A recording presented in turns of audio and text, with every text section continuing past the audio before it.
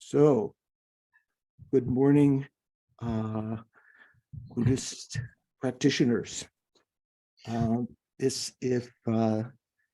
recognize all of you now, having just seen Michael there a minute ago introduce his new student. But we're going to begin with some prayers that Richard, who's the host, is going to put up. And then we're going to do a little meditation before we begin class.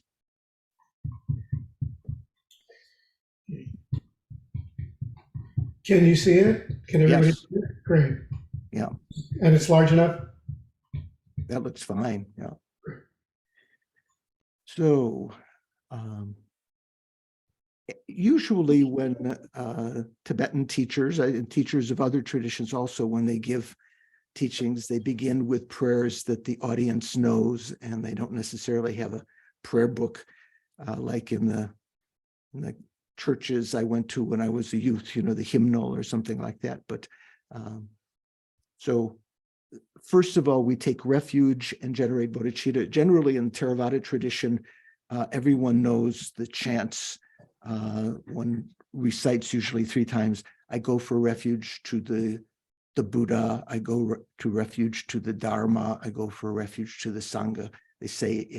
Usually they say in Sanskrit, or sometimes if it's Thailand or some other place, they say in Pali, or they say in Vietnamese.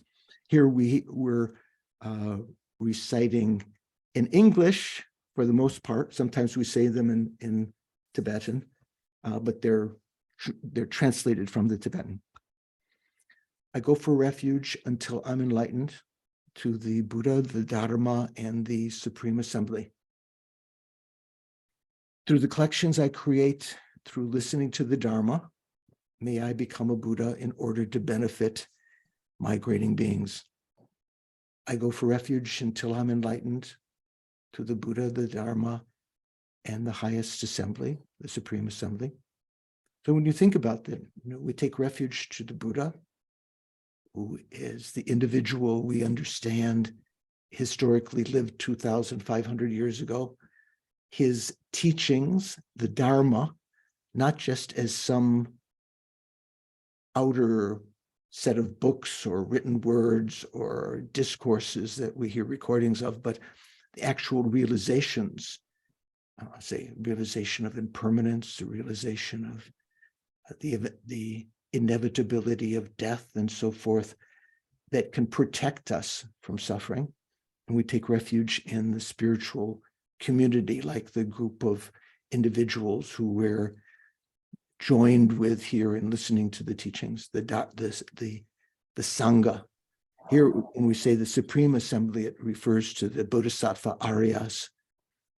Through the collections I create through listening to the Dharma, is the collection of merit and the collection of wisdom. May I become a Buddha, Sangye in Tibetan, in order to benefit, or for the benefit of all migrating beings, beings who are migrating within the 6 realms of cyclic existence. I go for refuge until I'm enlightened to the Buddha, the Dharma, and the Supreme Assembly. Through the collections I create today, through listening to the Dharma, may I become a Buddha in order to benefit all migrating beings. And then a short mandala offering.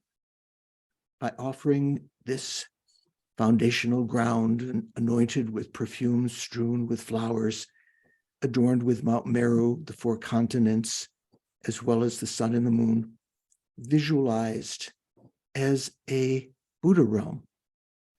May all migrators enjoy such a pure realm. And as part of that mandala offering, one also adds a verse to request the teachings.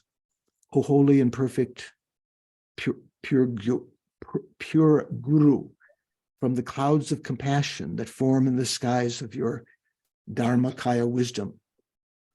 This is sort of practice of Guru devotion, imagining that what we are, our teachers and so forth are actual emanations of the Dharmakaya. Please release, send down a rain of vast and profound Dharma, means the vast meaning, the extensive teachings of conventional truth and the profound teachings of ultimate reality, ultimate truth, precisely in accordance with the needs of those to be trained. Idam Guru Radna Mandalakam Niryatayami. That's very short prayers. You can take that off, Richard.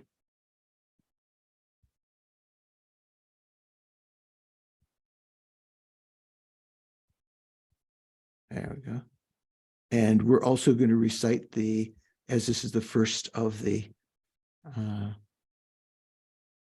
the set of teachings we had. We said that each time there was another unit, we usually have a break between units of 8 classes or something.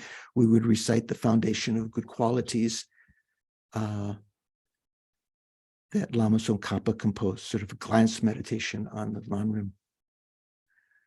The foundation of all good qualities is reliance, correct reliance on the kind and perfect Guru. Clearly seeing this and applying great effort, please bless me to rely on the Guru with great respect. I changed the words a little there because the translation, it says Yundin Kungi Shirgur Dinjenje Sushin Tempa Lamgi Sauru. What is the root of the path is proper reliance on the Guru. Here it says the foundation of good qualities is the kind and perfect Guru. It should read the foundation of good qualities is proper reliance or correctly following the Guru, which is the root of the path. Clearly seeing this and applying great effort, please bless me to rely on the Guru with great respect. When I have discovered that the precious freedom of this rebirth, what we call this auspicious moment that we have now, a life of leisure and endowment, is found so rarely, just as though once, is extremely difficult to encounter again and is greatly meaningful. Please bless me to unceasingly generate the mind that takes its essence night and day. This body and life are changing like a water bubble, impermanent. Remember how quickly they perish and how quickly death comes. And that after death, just like a shadow follows the body, inseparable, the results of black and white karma are negative and positive karma follow us in the same way. When I have found definite conviction in this, please bless me to always be conscientious, careful in abandoning even the slightest of wrong deeds, collection of shortcomings, and accomplishing all virtuous deeds. When I've recognized the shortcomings of samsaric perfections, wealth, power, food, good taste, constant pleasure of the senses. When I've recognized the shortcomings of the samsaric perfections, there is no satisfaction in enjoying them, that enjoying them is the door to all suffering, and that those perfections, those enjoyments cannot be trusted. They're impermanent, they're changing. Please bless me to generate the strong wish for the bliss of liberation, which is something which will not change. Through my being led by this pure thought of renunciation, with great remembrance, alertness, and conscientiousness, please bless me to make keeping the individual liberation vows the root of the teachings my essential practice. So that means as a layperson, remembering to avoid the main negative actions that we should avoid: killing, stealing, improper sexual activity, lying, divisive speech, abusive speech, and idle gossip, and so forth. Even if I develop, just as I have fallen into the sea of samsara, with the great analogies of samsara, like an ocean, so have all mother transmigratory beings, all other beings who are moving through the six realms. By my seeing this, please bless me to train in supreme bodhicitta, which bears the responsibility of freeing migrating beings. Even if I develop bodhicitta alone, without familiarizing myself with the three types of morality, which if I just have the wishing bodhicitta, not the engaging bodhicitta that engages in the three types of morality, the morality of abstaining from negative actions, the morality that collects virtuous karma, virtuous dharmas, and the morality of benefiting sentient beings. Even if I develop bodhicitta alone, mere bodhicitta, without familiarizing myself with the three types of morality, I cannot achieve enlightenment. I have to practice the bodhisattva activities. By my seeing this well, please bless me to keep the vows of the Jinaputra, the sons or the children of the conqueror, with fervent effort. By my having pacified distractions to wrong objects and correctly analyzing the meaning of reality, this is talking about the two practices of tranquil abiding, where you overcome your distraction to other objects. You're just focusing on one thing, and within that, you have the vipassana, the penetrative insight to analyze the meaning of reality, the meaning of emptiness. Please bless me to quickly generate within my mind stream, within my continuum, the unified path of calm abiding and special insight. When thus I have become a suitable vessel for training in the common path, by training in the common path, it means the sutra path, please bless me to immediately enter the holy gateway of the fortunate beings, the supreme of all vehicles, the Vajrayana, the practice of Tantra, within which you can achieve enlightenment in one short lifetime. At that time, having entered into the Vajrayana, the basis of accomplishing the two siddhis, the two attainments, meaning the common siddhis and the supreme siddhi of enlightenment, not C-I-T-Y, siddhi, S-I-D-D-H-I, which means attainments. The basis for accomplishing those is keeping my vows and commitments purely. Vows are things that you vow not to do. Samayas are generally things that you promise to do when you've taken the tantric vows. Please bless me to protect them even at the cost of my life. Then when I have realized exactly the vital points of the two stages, the essence of the various tantric teachings, and am enjoying the yoga of 4 sessions with effort, without being distracted by non-meditation objects, please bless me to accomplish these in accordance with the teachings of the holy beings. Thus, may the virtuous friends who reveal the noble path, the spiritual friends, and the spiritual practitioners who, along with me, correctly accomplish it, may we all have long lives. Please bless me to pacify completely the collections of outer and inner obstacles.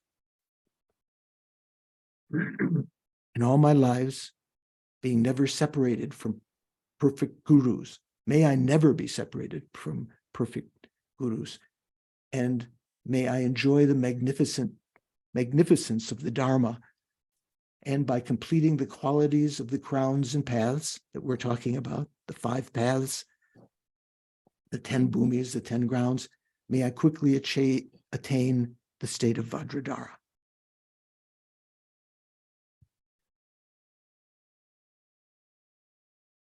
So this was composed by Lama Khapa in Reading, where the great place of the Kadampa Geshis.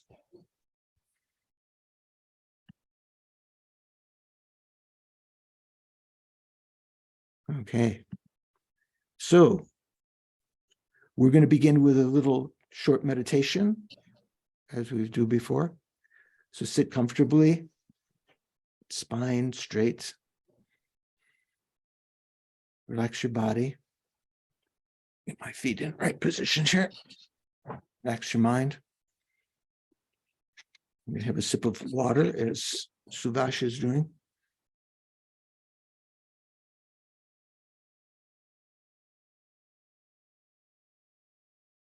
Relax your mind, remembering I don't have to think about anything else right now. And watch your breathing.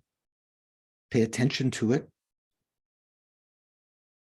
without controlling it. And once you've recognized it, keep your mindfulness on it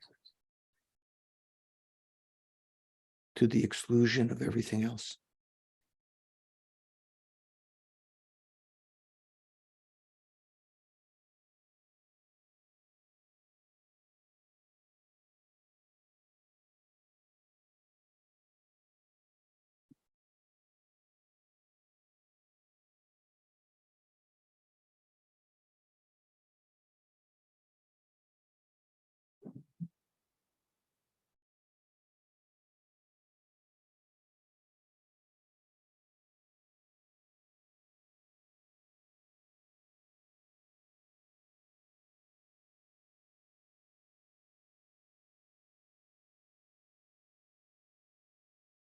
You're basically watching something which is impermanent, which is cyclic. And the main wisdom factor here is observing when you're breathing in and when you're breathing out, and to watch the endpoints when it's just changing from an inhalation to an exhalation without letting your mindfulness slip at that point. So you have a continuity of mindfulness.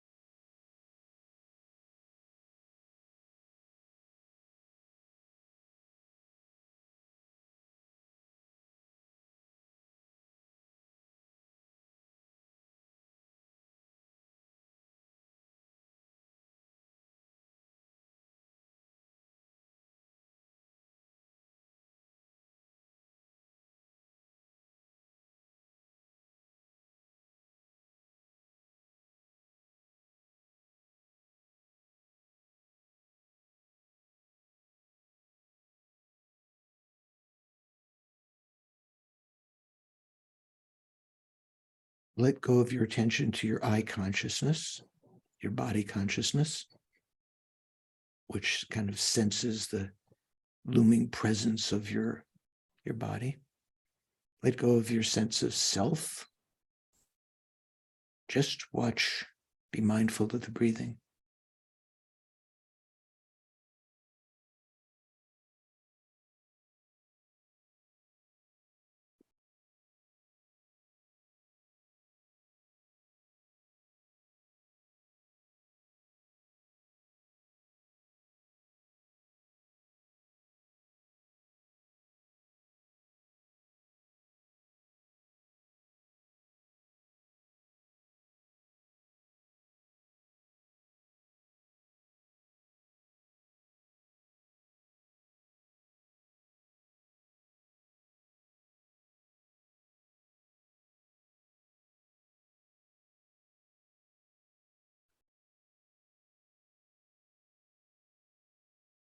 of the 4 close placements of mindfulness,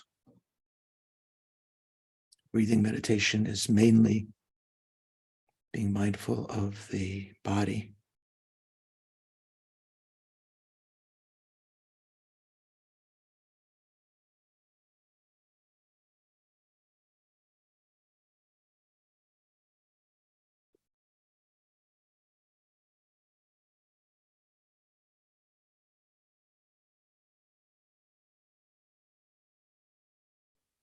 When the cacophony of other thoughts that are usually accompanying us has subdued a bit, bring your attention to your mental consciousness rather than your breathing.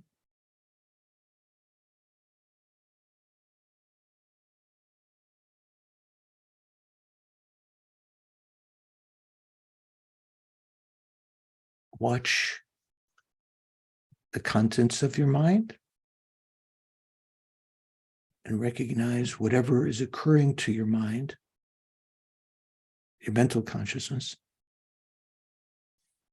arises within what the Buddha called the conventional clear light nature of your mind, like a vast, unhindering spaciousness that allows thoughts to enter and to leave without any hindrance.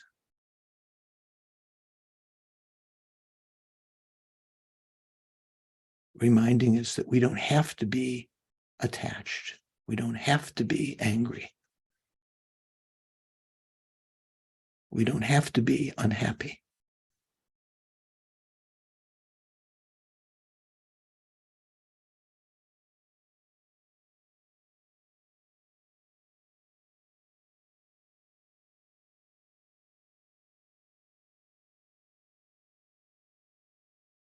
Even when thoughts are present, seemingly sticking in our mind, turn your attention to the subjective consciousness that's apprehending those thoughts, mind itself, nature of the mind. Let go of the objective thoughts.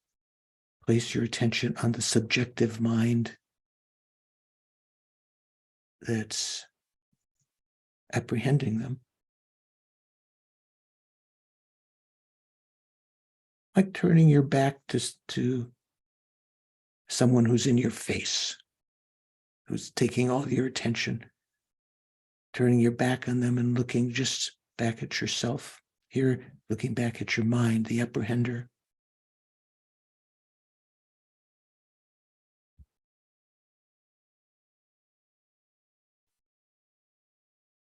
Here we're not focusing on directly on the aspect of the mind as being apprehending. Well, usually we say the mind is that which is clear in knowing, clear in apprehending. We're focusing on the clarity of the mind, its lack of obstruction to the entering of mental phenomena, mental data, mental objects.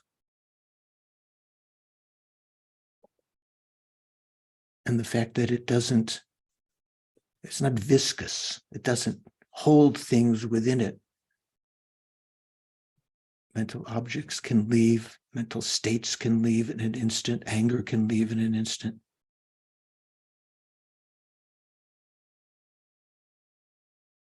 Depression can leave in an instant.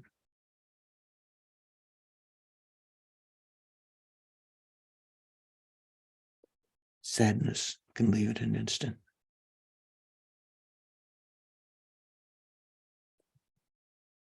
And we can reformat, if you will, our basic state, the mental hard drive or solid state drive, if you want, by developing good qualities as our base. Cheerfulness, recognizing that we have a life of leisure and endowment, this fortunate moment that the Buddha referred to in so many sutras, that's so difficult to acquire.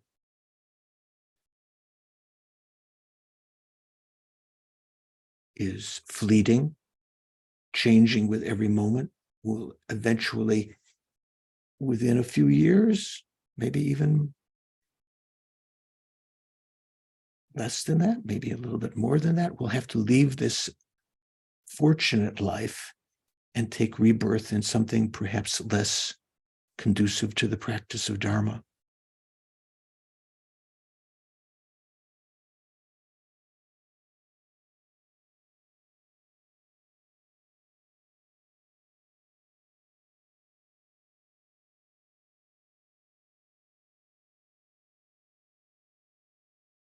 What we do with this life, that while we have it, makes all the difference. Depends on what you do with it. We can use it to try to accumulate a large group of friends that love us, support us, that we play with, shunning our enemies. We can use this life to accumulate wealth, which we envision as giving us freedom to be happy. We put all our effort on having happiness, pleasure of the senses, trying to seduce friends into our company and our physical pleasures with us. We can use this life to accumulate power, political power, influence, or to become famous. But all of these goals, which the prayer that we referred to earlier referred to as samsaric perfections, the best of samsara, the gusto, all of them are fleeting. They're unreliable in that sense, that they don't really satisfy us. They bring no lasting satisfaction, because their very nature is one of suffering. We say the nature of suffering, the nature of, not what we call changeable suffering. From the very moment we enjoy them, we're just replacing one suffering with another. And they're the doorway to all the time that we spend trying to get them. It's a doorway to all suffering, because as we find another companion, another relationship, another scheme to make money,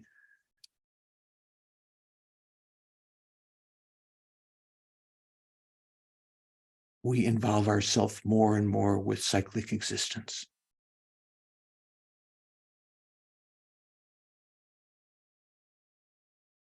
Recognizing that all other beings, from the tiniest insect, the largest animal, to other human beings, to beings that we don't directly perceive now, the hungry ghosts, the Pareda realm, the hell beings, God realm, form and formless absorptions, all the beings that are experiencing those realms now, still caught in cyclic existence, have been our mother numberless times, have been deathlessly kind. They protected us. They accepted the suffering of giving birth to us, protected us, educated us even to how to engage in our bodily functions, how to make PB, how to sew, how to eat, how to be good. They educated us. They gave us so many numberless lifetimes, pleasures.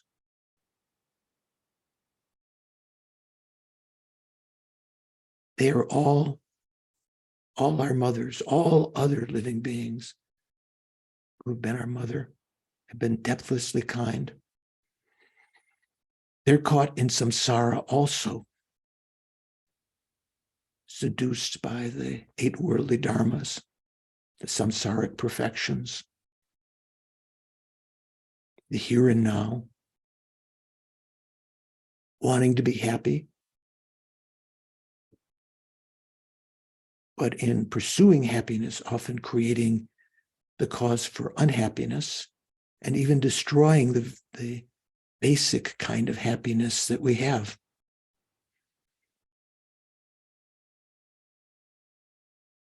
I could use this life, this precious moment, life of leisure and endowment, to achieve my own liberation from cyclic existence. But that would be, as the Buddha taught, very selfish, to leave all our mothers behind without help.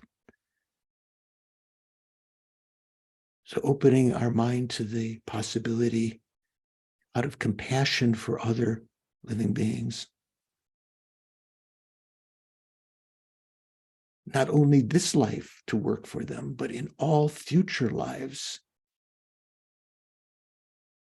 to work to achieve a state in which we can effortlessly and spontaneously benefit them, to lead them out of suffering into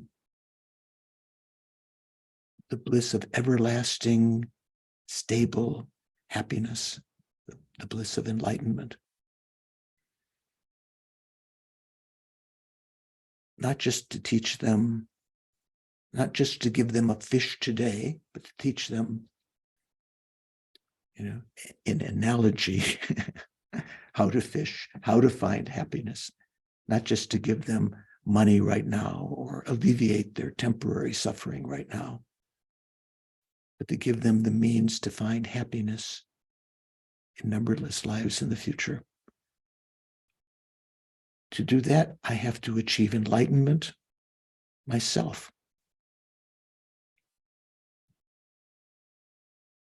To do that, I need the collection of merit and wisdom. And one of the primary ways, direct ways, apparent ways of doing that is by listening to the teachings that the Buddha gave, thinking about them, contemplating them, meditating on them, letting them change our mind to the good. In so doing, with this motivation that in listening to the teachings, we're going to use those teachings to achieve enlightenment for the benefit of sentient beings. So not just waiting till the end to benefit sentient beings, but whatever insight we have from day to day, week to week, life, month by month, year by year, life by life, to utilize those insights to be able to benefit people, bring happiness and serenity to them here and now, but with the end goal of achieving supreme enlightenment, samyak sambuddha, bodhi, supreme, unsurpassable enlightenment, from which state we can spontaneously, effortlessly, and without error lead all sentient beings out of suffering into supreme enlightenment. I think I'm going to listen, participate in the class today with that aim. I'm going to participate in order to achieve enlightenment for the sake of all sentient beings.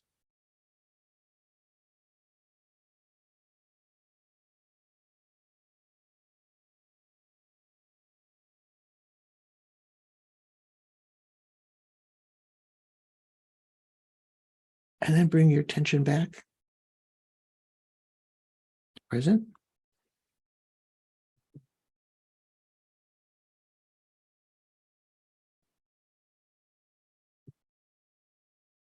are we doing? Any questions about the meditation?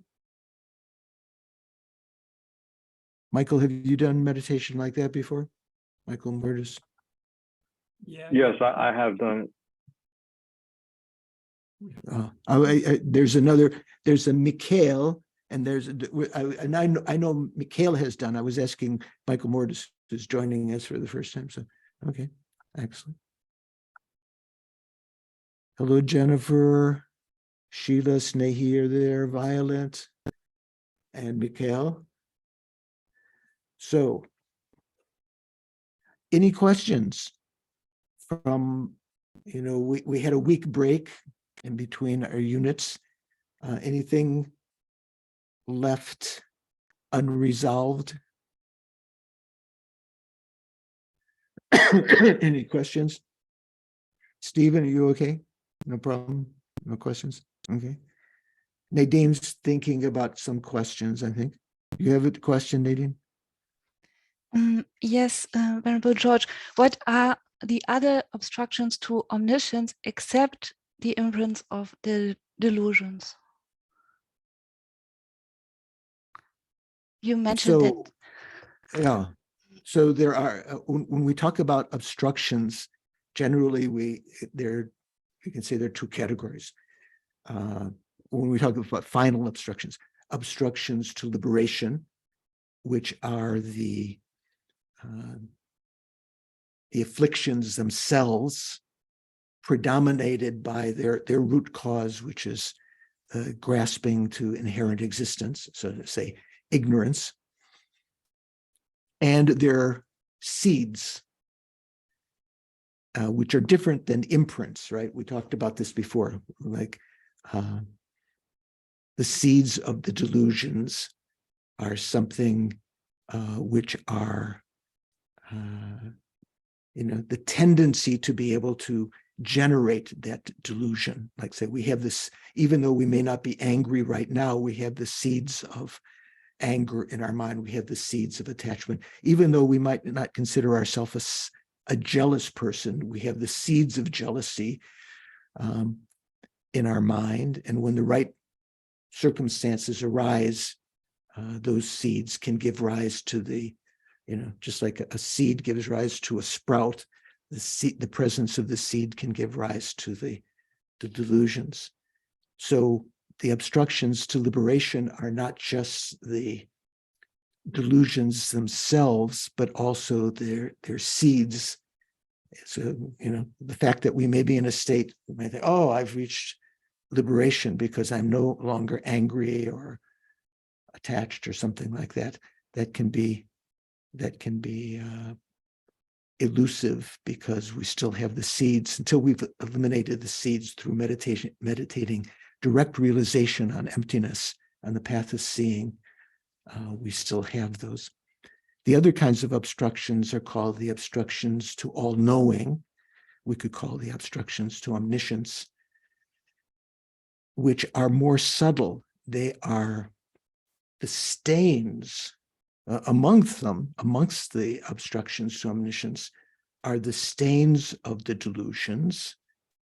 The fact that we had the delusions, even if we remove the delusions, like the Shravakas and Pratyeka Buddha, arhats have removed the delusions and the seeds of the delusions, there's still some imprint in our mind from them, which induces us to work for our own welfare. It was called the self-cherishing thought. So that sometimes is considered one of the obstructions to omniscience, although that's eliminated well before achieving enlightenment. Let's say, you might think that when is the self-cherishing thought eliminated, Paul? What do you think? The self-cherishing thought. Okay, so that's it's not a delusion, right? Right. Right. Right. It's not one of the it's not the self-cherishing thought. I would have to say that that would So be in one Tibetan, of, we say Rang Chenzen Gilo. I don't know in right. Sanskrit what it is. Kilo. Rang means self. Chezin means holding dear or cherishing. Right, Rang right. Chenzen Gilo means awareness, an Awareness. awareness of mind which cherishes oneself, meaning putting the emphasis on us. You know, when you're having a dinner with Jennifer in a restaurant and there's one little slice of cream cheese cake left over, it's around Chinzingi low, the self-cherishing thought is thinking, that's mine, you know. And Jennifer knows that on my part very well. I would say, I would think that would have to be one of the obstructions to omniscience. Right. It's there. It's amongst that. But Right. when's it abandoned? Is it abandoned only at the point of omniscience? I would think would be abandoned maybe between the 7th and 8th bodhisattva grounds. I don't know. Yeah. So generally, some people might think it's abandoned when you develop bodhicitta, right? When you Right. become a bodhisattva. So, oh, because that's the main Rang Chenzen Gilo, the self-cherishing thought, is the main obstacle to develop bodhicitta. Right. But once you've developed bodhicitta, the self-cherishing thought is not totally abandoned, even though, say, on the path of preparation, say in path of accumulation might be more obvious because at a certain point in the path of accumulation, you might still fall back until you reach the gold-like bodhicitta, one of the second levels of path of accumulation. You might still lose bodhicitta. So you might think that hasn't totally been abandoned. But after that, in the path of later part of the path of accumulation, path of preparation might seem very low. But there's still a danger of that until one reaches the 8th bhumi. So what happens on the 8th bhumi?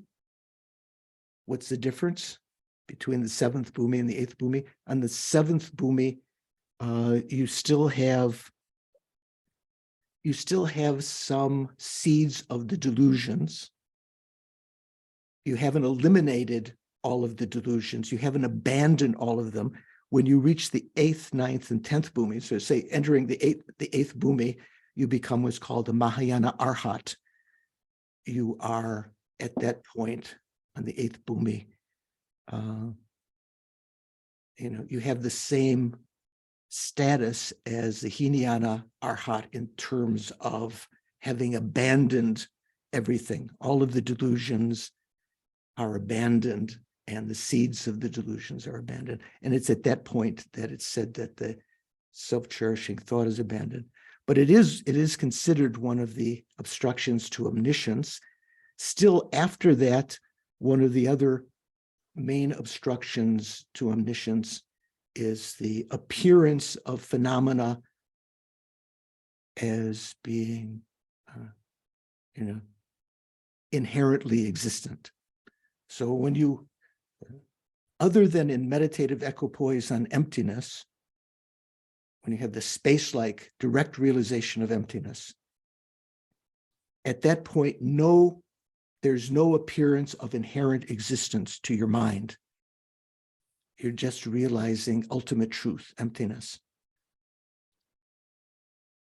But when you arise from that meditation, even the 10th level bodhisattvas, when they arise from that meditation, phenomena still appear to be inherently existing, even though they are convinced and they are adept in what's called the mirage-like or illusion-like meditation on emptiness. They see all of these as if they were illusions. They still appear to be inherently existent.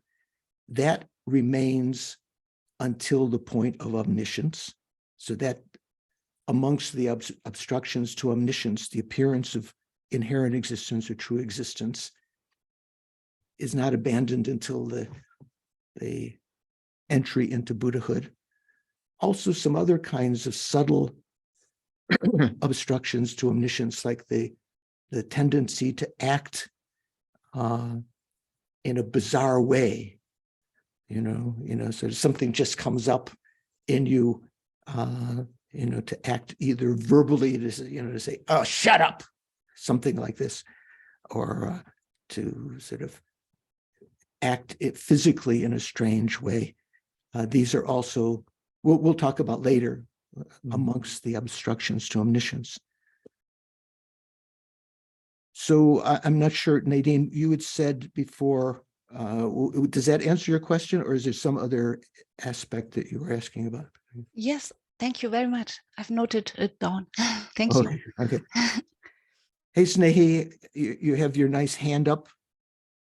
Venerable, Nadine, I guess Nadine and Paul's responses prompted me to ask, so is it only on the 8th level that bodhicitta becomes irreversible? Like, could you lose it before then? No, bodhicitta becomes irreversible when you reach the second part of the path of accumulation, way at the beginning. But because bodhicitta is irreversible, say after that, it doesn't mean that the self-cherishing thought has been abandoned. So it's a subtle point. It's mentioned in the Uttara Tantra and other Mahayana texts. Even though there's no danger after that part, the first part of the path of accumulation of losing bodhicitta, there's still the possibility. So say, for instance, when one is in the, as an analogy, when one is on the pure bhumis, the 8th, 9th, and 10th bhumis, pure bhumis means one is already a Mahayana arhat, one is abandoned all the delusions and their seeds, right? When one is on that point, on those paths, on those bhumis rather, the Buddhas still appear to the bodhisattvas, reminding them not to remain in meditative equipoise on emptiness continually. They remind them to occasionally rise from meditation on emptiness and accumulate merit. Because in the meditative equipoise, they're accumulating wisdom, right? You need both accumulation of merit and wisdom. So the Buddhas appear to the bodhisattvas in their meditation and remind them that in the similar kind of way that the Buddhas appear to the Hinayana arhats when they're in meditative equipoise on emptiness, when they've, died and their mind is still single-pointedly meditating on emptiness. At a certain point when their samadhi reduces, the Buddhas appear to them to remind them that they haven't achieved the final goal, the final welfare, and to enter into the Mahayana path. So similar to that, the Buddhas also appear to the bodhisattvas on the pure grounds, even though the bodhisattvas have abandoned self-cherishing thought on those pure bhumis. They've already abandoned it. The Buddhas still appear to them to remind them not to just remain in self-satisfaction of meditation on emptiness. So, so one has abandoned,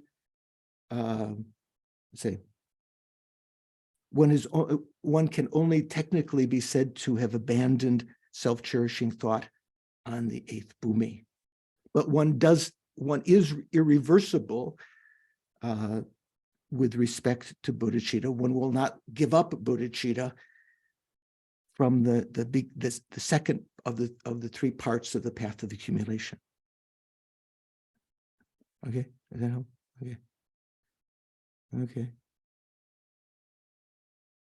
Okay. Oh, Stephen.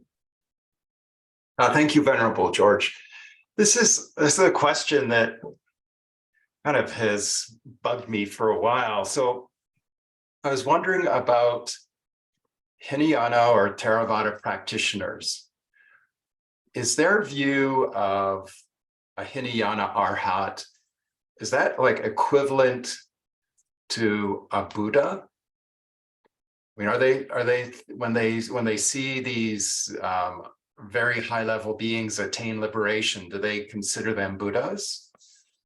No, they consider them arhats. So there's a difference. So among the names of the Buddha, there's a famous verse that we often chant when the Dalai Lama teaches. Usually we chant it in Tibetan, or you say it in English, but it's comes from the sutras. Various epithets of the Buddha. We say Tomba Chomdende Dejin Shakba Da Chomba Yang Dakba Zobe Jangju. It goes on giving to the founder, Tomba. That means the teacher who founded Buddhism. Tomba Chomdende, to the Arhat. So the Buddha is called an Arhat. Tomba Chomdende Dejin Shakba. Dejin Shakba is Tathagata. So it goes through various epithets of the Buddha. I pay homage. I bow. I make offerings. Please bless me, and so forth. So the Buddha is called an Arhat, but he is the Buddha. So he is, even in the Hinayana scriptures, say in the Vaibhashika and Sautrantika scriptures, it's said that the Buddha excels the Arhats in his clairvoyance. He knows all time. He can, distant objects and so forth and so forth and so on. Even in their interpretation of things, the Buddha's bodhi is superior to the bodhi of when we say enlightenment. The term is used sometimes for the enlightenment of the hearer and the enlightenment of the Pratika Buddha, but their enlightenment, essentially their arhatship, is deficient from their point of view. So when they talk about it, they don't talk about it as the arhats, Hinayana arhats, as still having the obstructions to omniscience. They don't use that terminology. They talk about non-afflictive ignorance. They still have a non-afflictive ignorance that the Buddha has removed. So they do consider the Buddha, the founder, someone who's able to turn the wheel of Dharma, as superior to the Arhats. Does that get at your qualm? Okay. So, okay. Everyone okay? Okay. So we've gotten up to the point, and again, I didn't write down the page number, but the extensive presentation of the qualities and attributes. Who knows to tell others what page that is in the written book? I think that's page 71 there. Page 71. Okay, good. I should have written that down. I didn't do that. So just to get us back to that, just in the paragraphs before that, we were talking about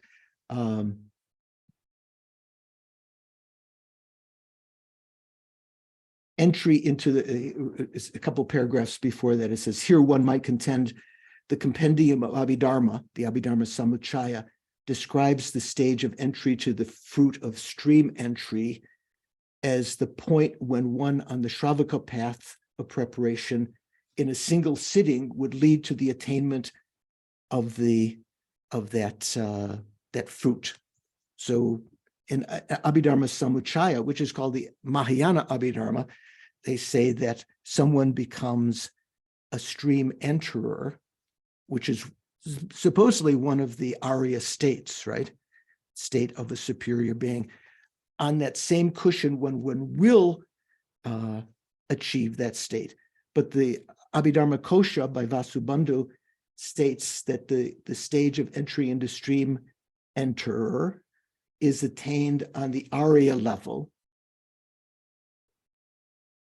One of these two divergent positions, this master, Chandrakirti, accords with the Abhidharma. So he says that he gives a what do you call it? A citation from Nagarjuna's compendium of sutras, Sutra Samuchaya. Remember, that was a text we talk about. Nagarjuna wrote a text where he compiled many, many quotations from Mahayana texts that the Hinayana was not aware of, to try to establish certain facts for the bodhisattvas, for the aspiring bodhisattvas. In that, there is a citation. Actually, it doesn't say in our text, but it is from a sutra. The actual citation, although it's quoted in the Sutra Samuchaya, is actually from a particular sutra called a Shraddha Bala. Shraddha means faith, Bala means power. Dhanavatara, which means big entry into generating, and Mudra Sutra. Mudra means gesture, so it could be called Sutra on the posture or gesture for beginning to generate the power of faith. This is a Mahayana sutra that is actually being quoted here. And the actual sutra citation says, a son or daughter of good family, Manjushri. So the Buddha is talking to Manjushri at this point in that sutra. May make daily offerings of choice food, primo, filet mignon, or the best, firm tofu, whatever you consider to be choice food, of 100 flavors, and an offering of divine raiment, clothing to beings as countless as the grains of sand in all the world systems, and might do so for eons, as countless as the grains of sand in the river Ganga, the Ganges River, right? In India, they say Ganga. However, another son or daughter of good family who offers a single meal on a single day, the other one was offering many, many meals for eons and so forth to all of the people. Another person, however, offering a single meal on a single day to a single lay follower who is a Buddhist practicing the 10 kinds of meritorious action. That means they are abstaining from the 10 non-virtues and trying to practice the 10 virtuous actions, thinking that person they're offering to is trained in Lord Buddha's teachings, they will create infinitely more merit than the former. Remember this? We were talking a little bit about this. So this comes up when we talk about karma. The karma that you accrue depends on the object of your karma. Say, if you're talking about a person, if you make offerings to the Buddha, it's much more meritorious than offering to someone else, right? And so forth. It's a little bit like that.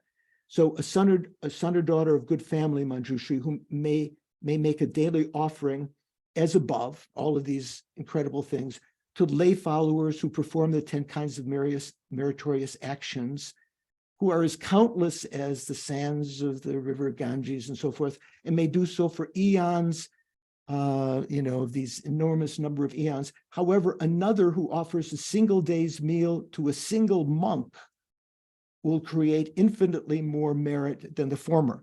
So in other words, it's just incredibly more merit of offering to someone who's ordained rather than just who's a lay follower observing the 10 non-virtues. That means abstaining from the 10 non-virtues. Then going further, the roots of merit will grow proportionally when a day's meal is offered respectively to one who goes by faith.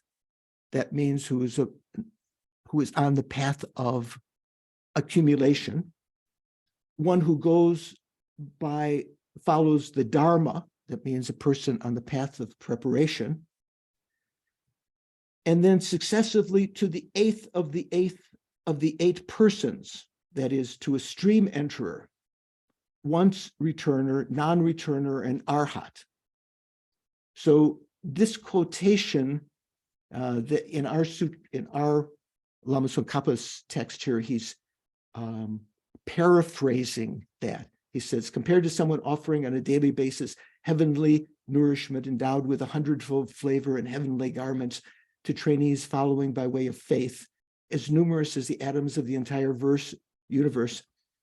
Compared to that, a person offering a single meal for a single day to a trainee following by way of reality. So that means the follower of Dharma, that means the person on the path of preparation. He's condensing all of what I read before, generates incalculable and far greater merit. Again, compared to someone making similar offerings to trainees following by way of reality, as numerous as followers of faith in the preceding example, another person who offers a single meal for a single day to a person on the 8th stage generates incalculable and far greater merit. So the reason he's saying that is that means the eighth being, as Stephen mentioned last class, we were talking about what the 8th person was. It means counting down from the 8 kinds of Aryas, from Buddha to, when we talk about four Aryas, we talk about stream enterer, once returner, non-returner, and Arhat, right? And of those, each one has an enterer and an abider in the fruit. So there's 8 kinds of Aryas. So counting down from the top to the first Arya, stream enterer, is another way of saying the eighth state means enterer into stream enterer. So that's pointing out the fact that that is not a person on the path of preparation. It's a long way of saying, he's giving scriptural citation for that. These 2 types of trainees are clearly on the path of accumulation and path of preparation and not on the Arya level. So that's what we're, just to reiterate what we talked about last time. So now, beginning here, an extensive presentation of the qualities and the attributes. This is talking about the Arya grounds, right?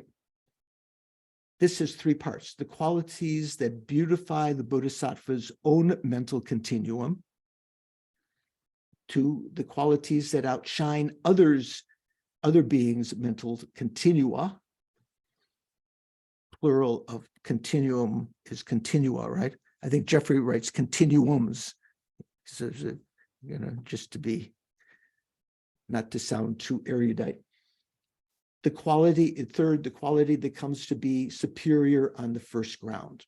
So the qualities that beautify the Bodhisattva's own mental continuum has 2 parts: describing the individual qualities separately and presenting the qualities together in a summary. Following? The first, describing the individual quality separately, has 3 parts: the quality of obtaining a meaningful title, the 4 qualities such as being born in the lineage, and the 3 qualities such as stepping on to higher grounds. So we already talked about qualities that the Bodhisattvas on the grounds had in common. There are these 12, there are 12 sets of things, seeing 100 on the first ground, seeing 100 Buddhas and emanating 100 bodies and all of these things. On the second ground, it'd be 1,000 and so forth. Those are already talked about. Now we're talking about other qualities. So on the first ground, the quality of obtaining a meaningful title. And Thupten Jinpa has put in here, although in Lama Tsongkhapa's text, he doesn't quote the karikas. Thupten Jinpa has helpfully, and in Jeffrey Hopkins' translation also, they've put in the karika. That is the root verse from Chandrakirti's root text, the Madhyamaka Avatara Karika. Then Chandrakirti wrote his Madhyamaka Avatara Bhasham explaining those karikas. So this karika number 5, from that point on, having attained this ground, the first ground, the Bodhisattva is hailed, the person is hailed by the name bodhisattva alone. I'm not sure when Jimpa says alone, if that's exactly, Jeffrey says, then having attained that mind, he is called a bodhisattva. So the point being that there's a word in Tibetan here, ni. I'm not sure which of the Sanskrit equivalents of that. You could say it a bodhisattva alone, or he is called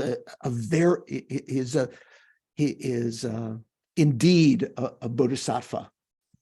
So the point is, although previously when one entered into the path of accumulation, one is given the name bodhisattva, right? But now, when you enter the first ground, which is quite a bit away after that, you have the path of accumulation, the path of preparation, when you're still meditating on emptiness by means of a mental image. Then when you have a direct realization of emptiness, you're again called a bodhisattva, an actual bodhisattva. Actually, you were an actual bodhisattva on the path of accumulation, but what is meant here is that one is given the name of bodhisattva, meaning an ultimate bodhisattva, one who's realized emptiness. So that will come out in the commentary. So the commentary says, from that point on, the bodhisattva, having entered the first ground, it says the bodhisattva having entered the first ground. So he's already a bodhisattva. Having entered the first ground, has attained the ultimate awakening mind, the ultimate bodhicitta, right? Remember what ultimate bodhicitta is. Already had conventional bodhicitta. Ultimate bodhicitta means having within your continuum, conventional bodhicitta, realizing emptiness. That particular realization is called ultimate bodhicitta. So from that point on, the bodhisattva, it's already called the bodhisattva on the path of accumulation, path of preparation, having entered this first ground, has attained the ultimate awakening mind. At this time, when he or she has transcended the stage of ordinary persons, the stage of ordinary, he has transcended the stage of ordinary person. I think you'd have to say of an ordinary person or ordinary persons. He is hailed by the name ultimate bodhisattva alone, or, actually an ultimate bodhisattva. You don't have to say alone. It doesn't mean you don't call him a bodhisattva. Kind of the way that Jimpa translated is alone. He should no longer be referred to by characterizations not consonant with this title, for he or she is by then an Arya Bodhisattva.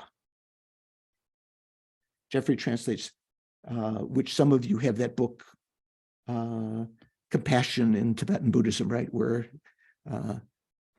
Jeffrey's translation of the first 5 bhumis is on page 140. Hopkins translates, from the time of entering the first ground, the Bodhisattva, because of having attained that ultimate mind, is called an ultimate bodhisattva.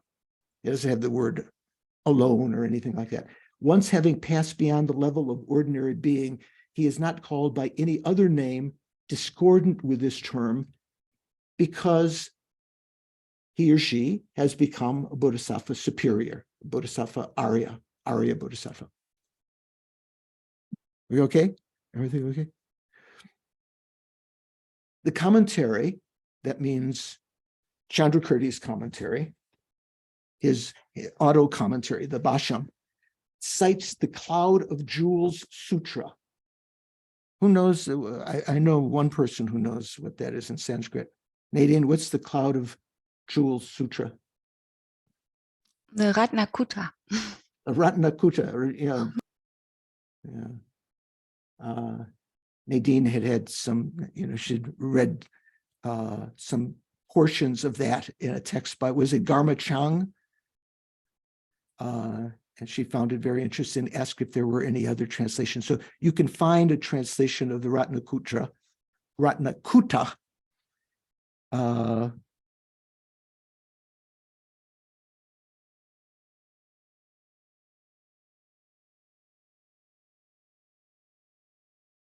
that right? Am I saying right? Oh no, my text is not as large as it was before. I'm having.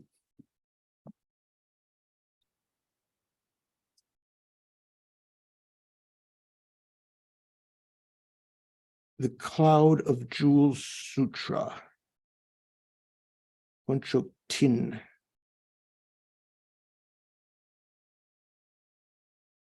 No, this is not the Ratnakuta. This is the Ratnamega. Sorry, this is a different sutra, right? This is the Ratnamega. The quotation from that. The Ratnamega is found in the Ratnakuta. Ratnakuta is a Vaipulya Sutra, which has many different chapters, and this Ratnamega is found in that. So the commentary, Chandrakirti's commentary, quotes this Cloud of Jewels Sutra, Ratnamega Sutra, where it states that someone on the great stage of supreme mundane dharma on the path of preparation has not attained the ultimate bodhisattva ground.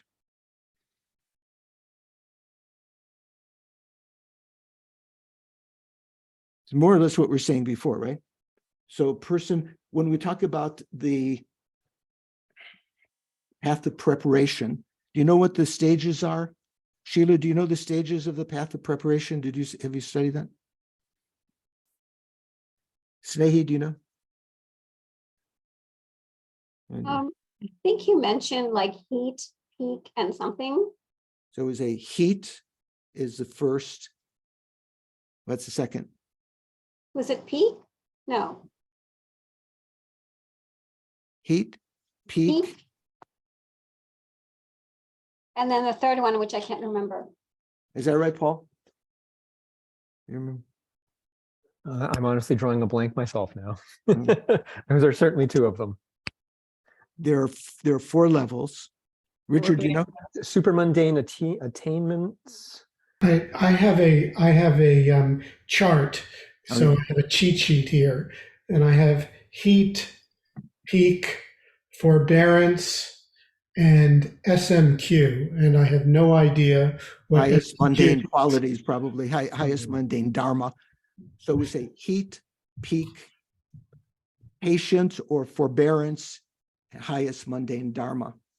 So he says, someone who is on the great stage of the supreme mundane dharma.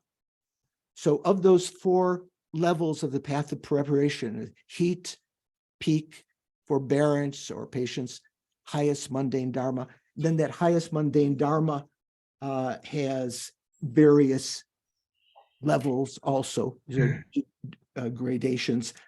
So who's on the great stage, so you could say the small, the middling, and the great. So it's just the highest of the highest mundane dharma. What does highest mundane dharma mean? Anyone know? Violet, do you know what that means? Path of preparation? Mikhail, do you know? Oh, Stephen knows. I think he was nodding his head. Well, I think it's the last moment of being an ordinary person before entry into the path of seeing. You would think that, but it itself has 3 levels. So it's not just one moment, but of that final period when you are about to realize ultimate truth, which is supramundane, right? Supra means beyond, right? So the highest mundane level of the being is this last part of the path of preparation. So the commentary cites the Cloud of Jewels Sutra, the Madhyamaka, which is part of the Ratnakuta, where it states that someone on the great stage of supreme mundane dharma on the path of preparation has not attained the ultimate bodhisattva ground. So I'll read to you from the Madhyamaka what it actually says in verse 238 and 239, these two verses. In perfect pursuit of the welfare of others, they engage in many preliminary practices for accomplishing merit and wisdom. With the greatest and most perfect inspirations, they immediately proceed to attain the first ground by means of the intrinsic nature of practice. Such is the bodhisattva ground where the mind of awakening has not been engendered. That means the ultimate mind. So on that highest mundane dharma. And then there's another verse that is, I think it's translated in the Basham that Lama Khapa doesn't mention here. Noble son, or son of the family. As an analogy, the complexion of a universal emperor, a Chakravartin emperor, right, is finer than that of a human being. Remember what the Chakravartin emperors are? Beings that have done, can't remember. Chakravartin emperors are individuals, human beings who are born in certain times that have similitudes of the 32 marks of the Buddha. They have chakras in their hands and so forth. They have dominion over one continent or two continents or three continents or four continents. Does that start to ring a bell? There are individuals that do exist. We all have the karma to be born as a Chakravartin emperor. It's said that every time you make a prostration to the Buddha with faith, you create the karma to be born as a Chakravartin emperor as many times as there are atoms underneath your body. So that's one of the admonitions that said that it's better to make long prostrations than short prostrations because you cover more atoms, you create more merit, right? So, noble son, as an analogy, the complexion of a universal emperor, a Chakravartin emperor, is finer than that of a human being. And yet, it is not like that of a god, of a deva. Even the Chakravartin emperor's complexion is better than the ordinary humans, but it's not as beautiful as the complexion of the devas in the desire realm, God realm, right? Similarly, although these bodhisattvas are beyond all mundane beings, hearers and solitary realizers, they still have not attained the bodhisattva's ultimate ground.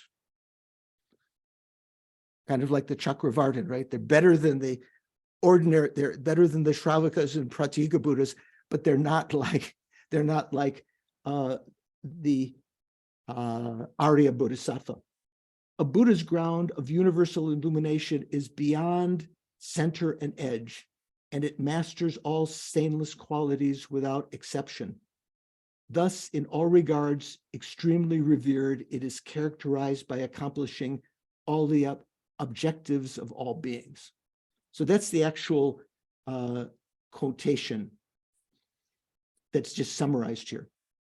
So basically what is giving more and more reasons to say that someone, until they've reached the path of seeing, they're no longer on the path of accumulation, path of preparation, the actual path of seeing. Until then, they're not called an ultimate bodhisattva. So from this, the text continues, we can understand that the title bodhisattva being designated here is in the sense of a specific meaning, the specific meaning meaning an ultimate bodhisattva, because the quotation said that the bodhisattva who enters into this, they're already a conventional bodhisattva on the path of preparation, but when they enter into the path of seeing, they're called an ultimate bodhisattva. Then the Jimpa's text says, the perfection of wisdom in 25,000 lines states.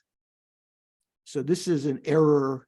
Thupten Jimpa might have had someone else checking for him or something. Actually, this is called the perfection of wisdom in 2,500 stanzas, not 25,000 lines. 25,000, what Jimpa quotes as a 25,000 is one of the three mothers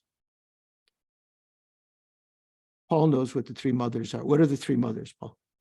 It's usually like the 18, the 25, and the 100,000. Yeah, the eight.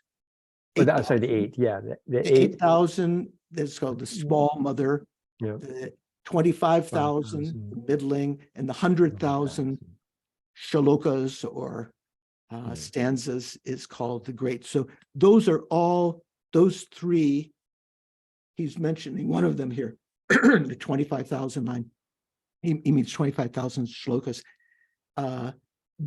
Those three are all, what would you say, abbreviations or expansions of the same discourse, the same event. The 8,000 is said to have been remembered by bodhisattvas when they later recounted what the Buddha said on Rajagriha, on Vulture's Peak, that didn't have good memory. The 25,000, they remembered more things. The 100,000 is like every detail of what the Buddha said. But that's not the sutra that's meant here. This is a sutra of 2,500 stanzas.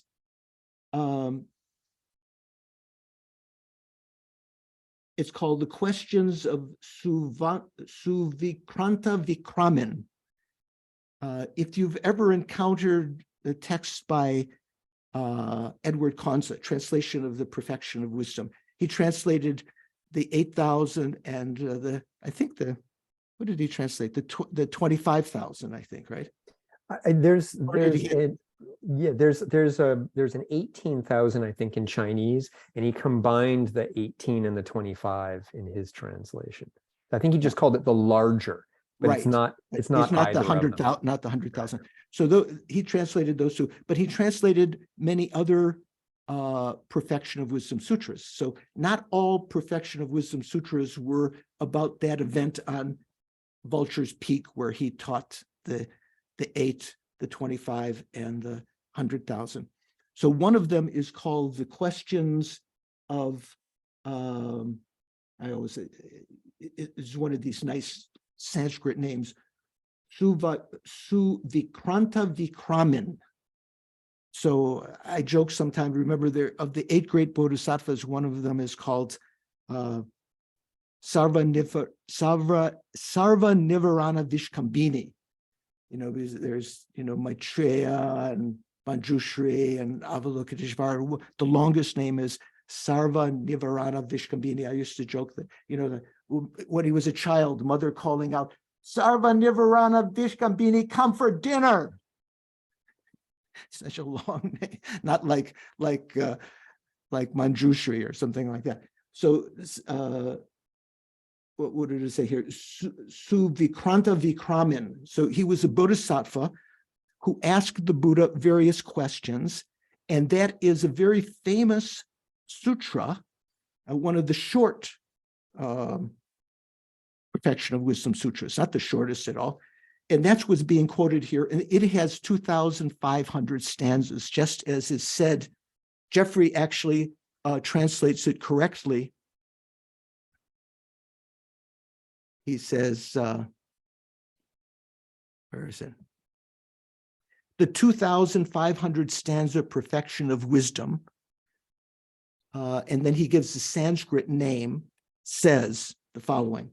So it's kind of interesting because how Jimpa made that particular mistake. Maybe he thought that there was a misprint or something, and the 2,500 actually should have meant 25,000. But the Sanskrit name is such that it is when it gives the number, it doesn't say in Sanskrit 2,500. It says half 3,000. So this is a very common kind of thing in Sanskrit when it talked about the number of bodhisattvas or sangha that were present for a discourse. Instead of saying 500, it would give the next number up. Like to say 8.5, it would say half 9. Just to give an example, what one understands is that it's a half less than 9. It's kind of like saying, what would you say, 20 to 12. you know, when you ask for the time, it means 20 before 12. It's not 12 yet. So it's not 9 or it's not 3,000. It's 500 less than that. So those of you who, you know, I don't think anyone here is a student of Sanskrit, but I just thought I would mention that. So this is the questions of Suvanta Vikraman, which Edward Cahn's translated. So Jimpa, again, in his translation, has a little bit mistake here also. He says, how does one understand this? Regarding things that have not come into being, those that have not perfectly come into being, and those who have ceased, they relate to these not in a manner imputed by childish ordinary beings, nor in a manner obtained by childish ordinary beings. Therefore, they are called bodhisattvas. Part of his translation is right. The rest is just a bit confusing, because this whole quotation is quoted in detail in this questions of Suvakranta Vikraman is translated in the Bhasham in Chandrakirti's text. There's a big excerpt from it. This is just one portion that Lama Tsongkhapa is quoting. So I'll read you how Jeffrey translates that. In what way does he know all phenomena? Thupten Jinpa says, how does one understand this? That's missing the context. The context is that previously in the, let's see here. Do I have that? Here we go. So here, what it says from my translation of the Bhasham from Chandrakirti's root text, this is what Chandrakirti quoted. As was taught in the Blessed Mother of 2,500 verses, not the 25,000. Bodhisattva is an epithet, say a nickname, right, of the brave-minded beings who have realized, by whom all phenomena have been realized and known. That means who've realized that all phenomena are empty of inherent existence. How are they known? That means that the question that Thupten Jinpa translates is, how does one understand this, is referring to this phrase that just came before. How did the bodhisattvas know? In what way do they know? How are they known? How do they know all phenomena? As not arisen, as unreal, as false, and not as they are imagined by childish ordinary beings. And not, they're realized as not as found by childish ordinary beings. Therefore, they are called bodhisattvas. And Chandrakirti adds another part of that quotation, which Lama Tsongkhapa left out. Why is that? Enlightenment is not imagined. Enlightenment is not achieved. Enlightenment is without referent. Suvikranta Vikraman. He's talking to Suva, like, pointing about, like we say, Manjushri or Maitreya. The Tathagata did not acquire enlightenment because he has not acquired any phenomena. What does that mean? Buddha has not acquired any phenomena? What do you think, Rachel? Has the Buddha acquired any phenomena? He's acquired enlightenment, hasn't he? So if you're talking from the ultimate perspective of being in the state of realizing the emptiness of inherent existence, there is no coming, going, and etc. And so therefore there is no enlightenment. Oh, nice. Okay, good. Like in the Heart Sutra, there is no eye, no ear, no nose, and so forth. There's no attainment. There is no non-attainment. It almost sounds like nothing exists. That means ultimately. So why is that? Enlightenment is not imagined. Enlightenment is not achieved. Enlightenment is without referent. Suvikranta Vikraman, the Tathagata did not acquire enlightenment because he has not acquired any phenomena. Because of not referring to any phenomena, one says enlightenment. So that's talking about, like when we talk about when we talked about the various kinds of compassion that doesn't refer, the compassion that doesn't refer to phenomena, that means that is aligned with the realization of emptiness. Like that, one says the enlightenment of a Buddha, yet what was expressed is not so. This kind of terminology one finds in the Prajnaparamita Sutras, also in the Vajrakutta Sutra. Very similar kind of terminology. Suvikranta Vikramin, pointing to that man again, that bodhisattva, those generating the mind toward enlightenment and producing a mind adhering to enlightenment, grasping to it as inherently existent, saying, we will generate this mind toward enlightenment. The enlightenment to which we will generate the mind exists. Bodhisattvas who say that are not called bodhisattvas. They are called growing, brave-minded beings. They're still on the path of preparation or something. If they, they're still grasping to these phenomena that, they say, I am a bodhisattva. In the Vajrakutta Sutra, the Buddha says, anyone who says, I am a bodhisattva is not a bodhisattva, because they're, by implication, when they say, I am a bodhisattva, they're grasping it at their state of being a bodhisattva as being inherently existent. They are called growing, brave-minded beings, brave sattvas. They are growing sattvas. Why is that? Like this, because they strongly adhere to generation. They strongly settle upon mind. They strongly settle upon enlightenment. So if you make a note, put in your pages of your book, you can say, that when he says here, the perfection of 25,000 lines, it should be perfection of wisdom in 2,500 lines. And if you have a chance to look at a translation of the Bhasham, the auto commentary, the quotation referring to Vikraman, Vikranti Vikraman is more extensive. So Lama Tsongkhapa continues, what the above conveys, this quotation from the Madhyamaka Sutra, not Madhyamaka, what did I say? Ratnamega, the Cloud of Jewels Sutra. What this conveys indirectly is that the bodhisattvas find the suchness of these phenomena just as in the manner found by the Aryas. Here too, the intended referent is ultimate bodhisattvas.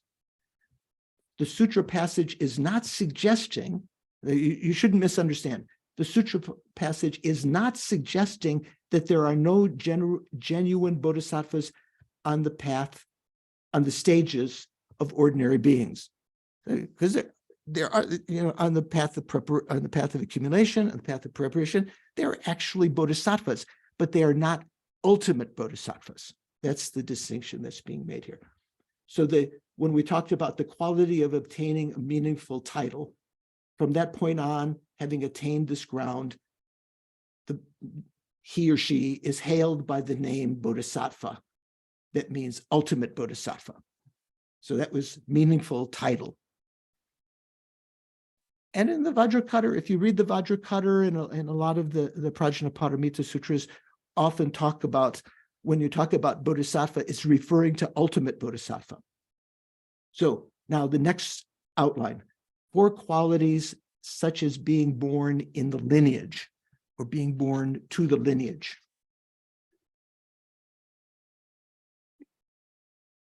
This is the 6th stanza, number 6, 1-6. He or she is born into the lineage of the Tathagatas as well. They have utterly purged the 3 binding factors.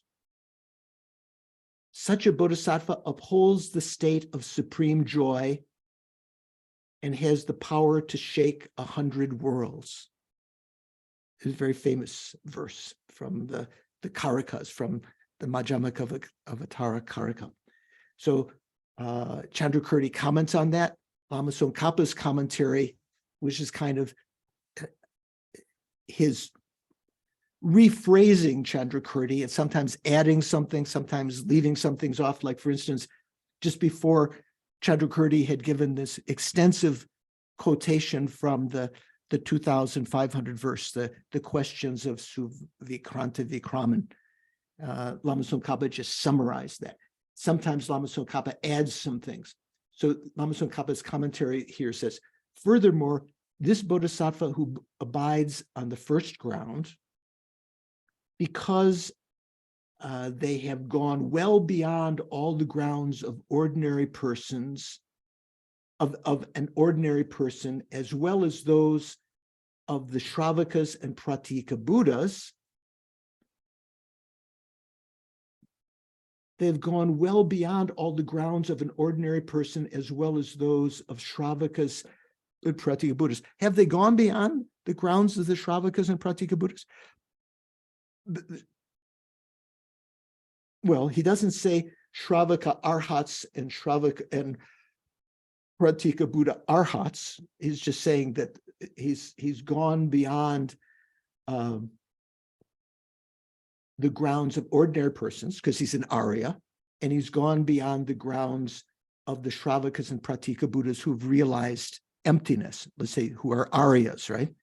Why? Because he has bodhicitta.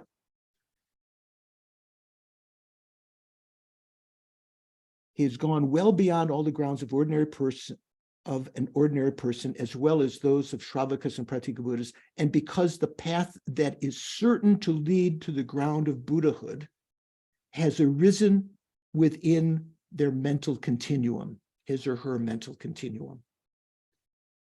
Because of that, they are born into the lineage of the Tathagatas as well. When we talk about lineage, like when we say, child of the family, or child of the, child of good family, and so forth, it's like Riki Poo. It's very common in India to say that, Kula Putra. Kula means family or lineage. Putra means son. So they're born into the lineage of the Tathagata as well. So what does that mean? When we talk about Mahayana lineage, here it says the lineage of the Tathagata. When we talk about Mahayana lineage, it's a little bit different. Say, for instance, does anyone know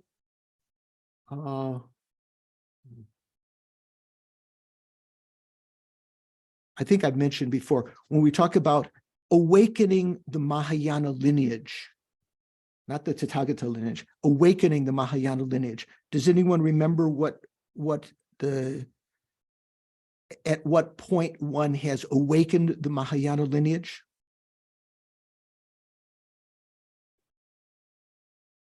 Let me put it this way. When has one entered the Mahayana path? Doris, do you know when have you entered the Mahayana path? That's an easy one. When you've developed spontaneous, uncontrived bodhicitta and enter the path of accumulation? Right. So that's called entering the Mahayana path. But it's said that one earlier, because one has bodhicitta at that time, one has already previously had great compassion, right? Because great compassion is one of the causes of bodhicitta. When one has generated a great compassion, at that point, it is said that one has awakened the Mahayana lineage. Have you heard that expression? Paul, have you heard that before? Awaken the Mahayana lineage? I don't think I have, George. So seba means like to wake up, right? So what that means is that at that point, even though one has not yet generated bodhicitta, one has awakened within one's continuum something which sets one apart. One has awakened the Mahayana lineage. The Mahayana lineage might be, you might say that one has entered the Mahayana lineage when one has entered the path of accumulation, when one has generated spontaneous bodhicitta, just as Doris said. But here we're talking about the Tathagata lineage. Oh, you would think it'd be the same thing, right? The Tathagata is Mahayana. Tathagata is an epithet of the Buddha, right? You might say Buddha lineage. Here it said that this bodhisattva who's become an Arya, who is on the first bhumi, just entered the first bhumi, is born into the lineage of the Tathagatas as well. No longer embarking on other paths, his or her lineage is confirmed. Well, what we say is definite. Lam shendu midroa rangi lamdu rikpa ngepa, ngepa means certain. So they're of definite lineage. So what does that mean? When we talk about the various lineages, we say someone is of the hearer lineage, someone is of the hearer means Shravaka, right? Shravaka means hearer. Shravaka lineage, Pratika Buddha lineage, Bodhisattva lineage. Here we're talking about Tathagata lineage. So you would think the Bodhisattva lineage or Mahayana lineage would be the same as the Tathagata lineage, but slightly different. Tathagata lineage means that one is now, here it says, no longer embarking on other paths. Their lineage is definite within their own path. That means that they will definitely go to the state of being a Tathagata. Since on the first ground, he or she directly perceives the selflessness of persons, right? Not just the selflessness of persons, this selflessness of all phenomena.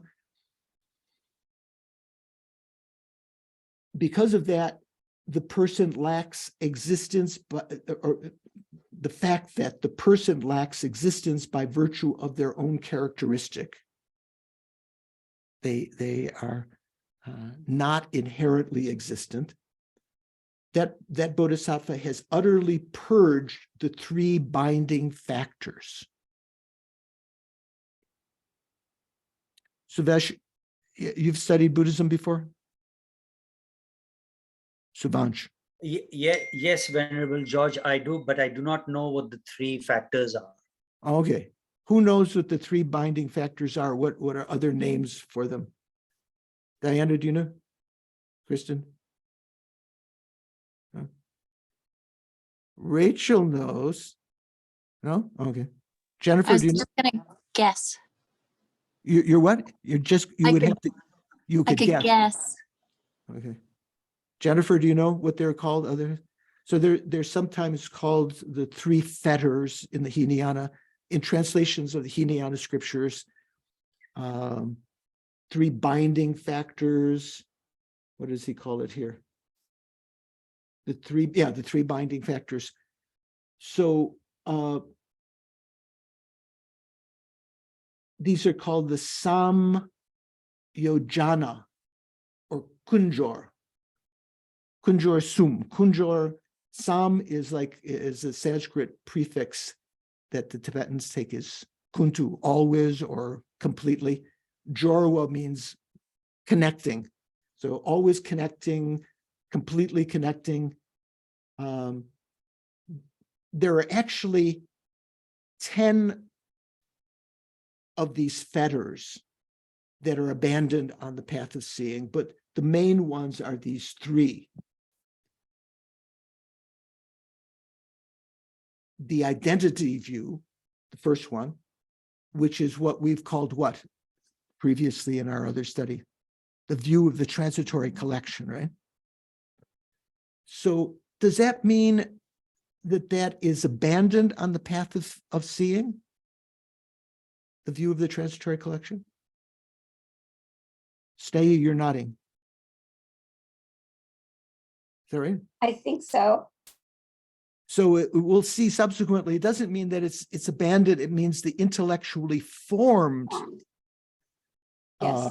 or what's the other term that we use? Intellectually acquired. intellectually acquired, intellectually formed. Tibetan we say kundak. I think Jimpa translates it another acquired. In a couple sentences later, he talks. It is the acquired kind, which is the object of abandonment on the path of seeing, not the innate. So usually, of the various delusions, we talk about two kinds: those which are result of having heard teachings this lifetime and believing in something, or in discussing with other people, what we call intellectually acquired, or what was the other term we just used? Snehi, what did we just say? Artificial, as opposed to innate. Innate delusions are ones that the seeds of which are in one's mind stream, the innate delusions, and one doesn't have to have heard something this lifetime, believing in the Vedas or something like that, whereas other kinds of delusions are more temporary because of it's kind of like people believing in QAnon or something like that. They don't necessarily have seeds in their consciousness, innate belief in these things. They've heard things this lifetime. They've been affected by teachings. They're called intellectually acquired or artificial. Okay, so there are three kinds of fetters that are abandoned. Thupten Jinpa says purged. Usually we translate the word pangba as meaning abandoned on the path of seeing. The view of the transitory collection, the identity view. Here Thupten Jinpa says the tendency to doubt. A little bit funny. The actual the thing here is what we say afflicted doubt, which is a delusion. So the word that he translates as tendency, anushaya, there you see in the text, the identity view 1, 2, the tendency to doubt. Do I have that here? Yeah, usually in the Abhidharma literature, which Thupten Jinpa may not be familiar with all the time, even in the especially in the Hinayana, the delusions are called tage or anushaya. Lati Rinpoche, the great teacher who was Paul, I think, Paul, did you study with Lati Rinpoche? Yeah, when he came to University of Virginia. Yeah. Lati Rinpoche mentioned in his teachings that this term tage or anushaya means subtle increasers. So all of the delusions are called subtle increasers because they're subtle and they bring about an increase in one's connection with cyclic existence. Thupten Jinpa is taking kind of a dictionary look at the word anushaya, which means tendency, but that doesn't work here. The subtle increaser of afflicted doubt. Jeffrey Hopkins says, the afflicted doubt, which is a subtle increaser of contaminations. When we talk about contaminations in your mind. So first one is a view of the transitory collection. The second is a kind of doubt, which is a delusion, subtle increaser. So it's not just the general doubt, like, should I go to the store? Should I watch this? Should I eat ice cream? Or something like not these kind of doubts. It's talking about doubts, whether cyclic existence has an end, whether past and future lives exist, these kinds of doubts. And the third is the grasping at false views as supreme and inferior discipline and conduct as superior. Jeffrey just says, holding bad ethics and codes of behavior as superior. So those are the famous three fetters that are kind of keeping one in, as an ordinary being. What does that mean? So you could say fetters, you can say binding factors, whatever you want. The view of the transitory collection, the subtle increaser of doubt, and the grasping at false views and inferior conduct as superior. The word, he has one place he has supreme and superior. The same word he's translated different ways. That is, they will no longer arise for the bodhisattva on the first bhumi. These three fetters, they have been, as Thupten Jinpa says, purged, or we say abandoned. The intellectually acquired versions of them. Okay. This indicates that their seeds have been abandoned. Again, he says relinquished this time, and that the identity view, the view of the transitory collection referred to here, is the intellectually acquired kind, which is an object of elimination on the path of seeing, not the innate view of the transitory collection. Because the view of the transitory collection is viewing one's own person as being inherently existent. That's going to exist all the way up through the seventh ground. That's only abandoned, the innate version is only abandoned on the eighth ground. Make sense? Some new terminology. Michael, are Michael Mortis,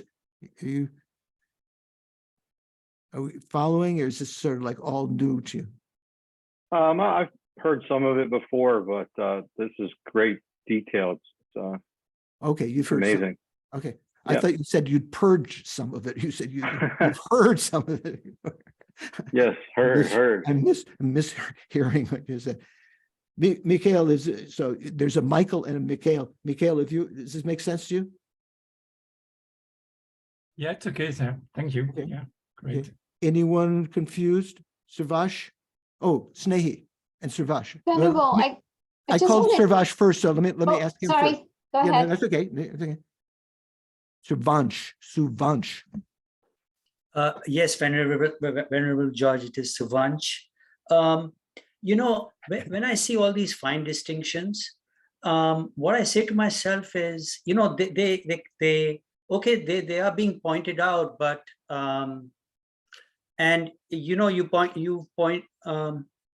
what I say to myself is, well, what can I really do about the three? And do I do anything with it? Mm-hmm. Yeah. So it's coming. So in the next paragraph or two, it's going to explain why these are of the various kinds of things that are abandoned on the path of seeing. These three are given special prominence. It's kind of like if you want to go to India, there are three hindrances or fetters. One is not wanting to go because you're so, here I am in Virginia, or where are you again? I forgot. Where are you? Portland, Oregon. Portland, Oregon. Yeah, here I am in Portland, the beautiful Portland, Oregon. Why would I want to go to India? Sort of like grasping to your own self right now, so that not wanting to go. Another obstacle would be having doubt about how to go. Should I go by plane, by train, by car, by submarine, or something like this? So not setting out on the journey.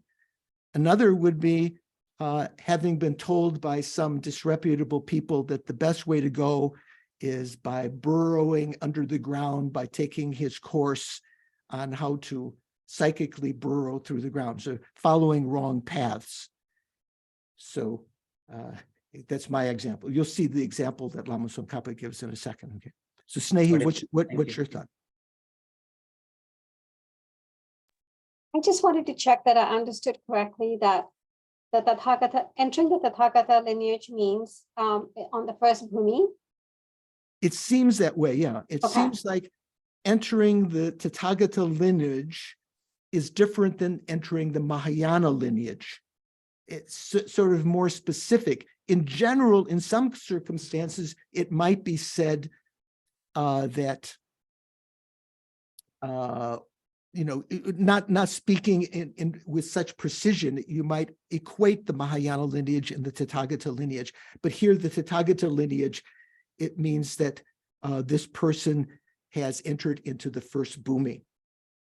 So when we talk about lineage, also we talk about, it gets a little bit confusing because the terminology is so fine. When we talk about so here is talking about entering the Tathagata lineage. What is the Tathagata lineage? Violet, do you know what is the Tathagata lineage? We say entering it, that's one. It's something that takes place on the first bhumi. But what is the Tathagata lineage itself? I'm so sorry, Vemba. No, that's okay. No, I just I want to. Richard, do you know what the Tathagata lineage is identified as? I'm not sure, but I'm going to guess that it's the lineage of the Buddhas. It's the lineage of Shakyamuni. It's about the only thing I could guess. Okay. So sometimes when we talk about, so sometimes when we talk about Buddha nature or Buddha lineage or Tathagata Garba, there's a little bit, Buddha, Tathagata are synonyms. So you could say Tathagata Garba. Have you heard of Tathagata Garba?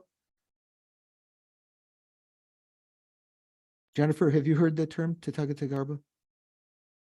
Yes, Buddha nature.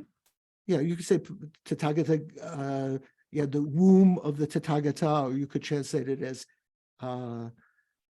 Buddha nature. So in our meditation at the beginning, I mentioned to you that the conventional clear light nature of the mind is called the developmental Buddha nature. Remember, we talk about it, the fact that you can develop qualities and eliminate faults. The ultimate Buddha nature, or Tathagata nature, or Tathagata lineage, is the emptiness of the mind itself. The ultimate nature. So the conventional nature is, its clear light nature is not obstructing phenomena for entering and exiting your mind. The mind holds no viscosity. I like to think of it that way. There's nothing that hinders.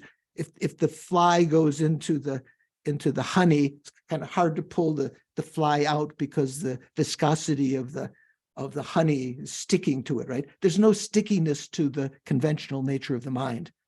Things can enter and exit. Richard, I thought you had a clapping. I thought you were applauding. I keep on confusing the two mudras.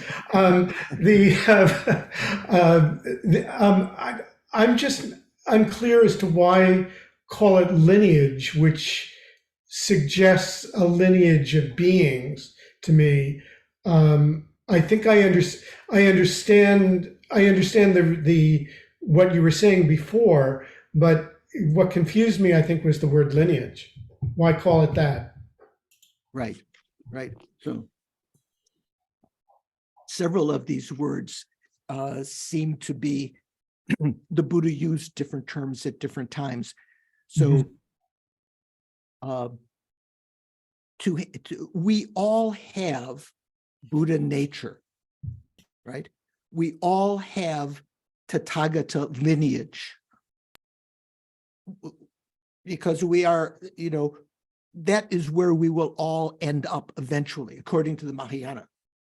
When you talk about recognizing that lineage, we don't recognize it now. Like when we talk about the Uttara Tantra, where the analogies are given that some people interpret it as meaning we are already Buddha. Like say, if you're the Tathagata lineage or the Tathagata nature, we are already the Tathagata, we are already the Buddha. That's not what it's meant. It is meant that we have the potential or lineage to reach that, but at present we are prevented from achieving that goal by the delusions in our mind and the obstructions to omniscience. So there's these fine gradations, but let's say for now, when one has entered the first bhumi, one has entered the Tathagata lineage because one has realized the emptiness of the mind. Why have you realized the emptiness of the mind? Because you've realized the emptiness of all phenomena directly for the first time. You may have realized the emptiness of the mind before conceptually on the path of preparation, but now you've realized it directly. So that's eliminated certain faults from the mind that ensure that one will now progress directly to Tathagatahood. Okay, let's go a little bit further here. One might ask, there's a qualm, given that he or she has rid themselves of other negative tendencies as well, these other subtle increasers, what he's translating as tendency, that means other delusions. Given that that bodhisattva has rid themselves of other delusions also, intellectually acquired delusions, because on the path of seeing, on the first bhumi, one has abandoned all the intellectually formed delusions, all the acquired delusions, right? Or as he says, tendencies. I don't think Jimpa was familiar with this term from that one finds all throughout the Hinayana lineage. All the delusions are called anushaya or tage, subtle increasers. So given that you've rid yourself of all of these delusions,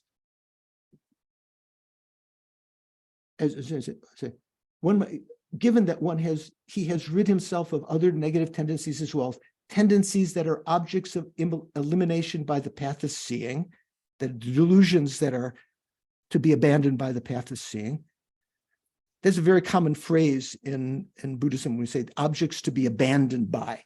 So what is to be abandoned by the path of seeing?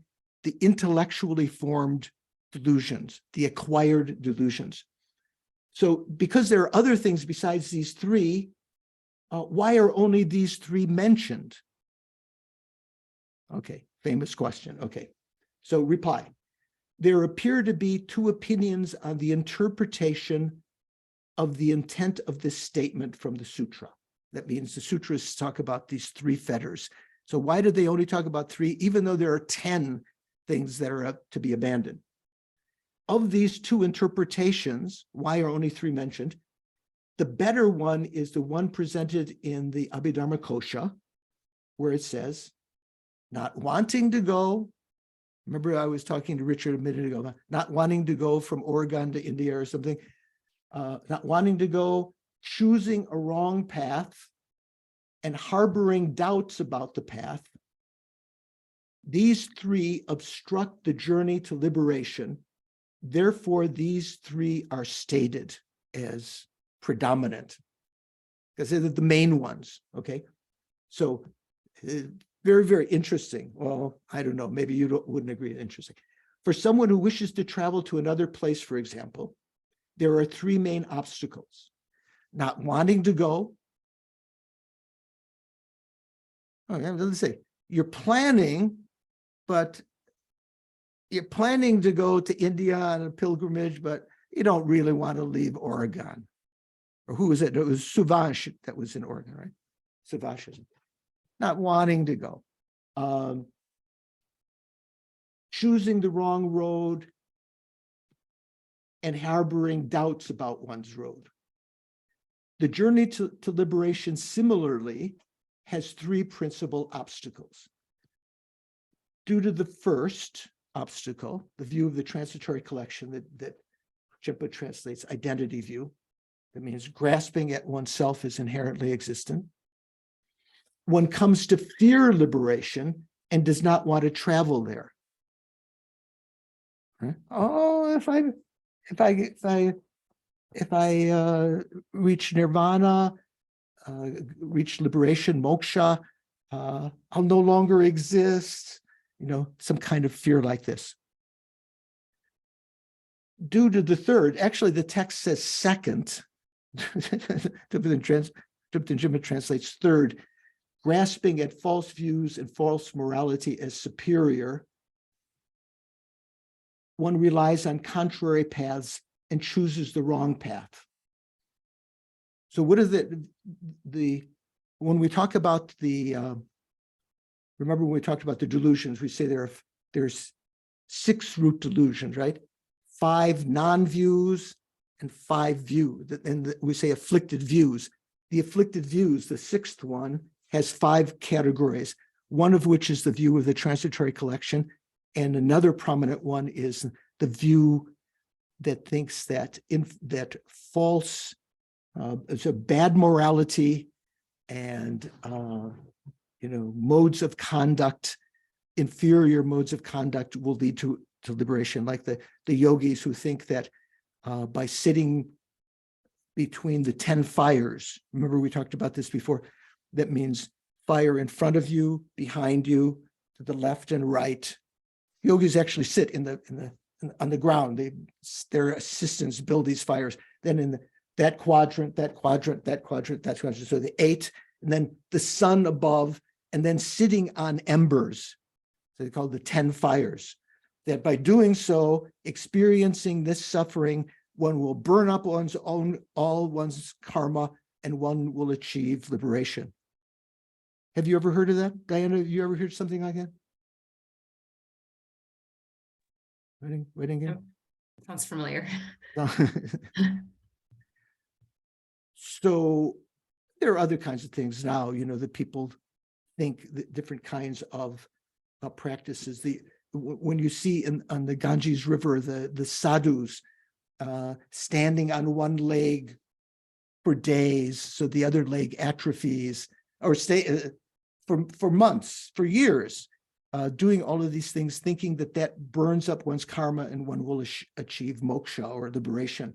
Those are examples of wrong morality and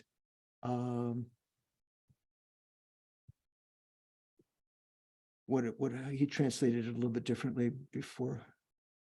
Or maybe Jeffrey translated.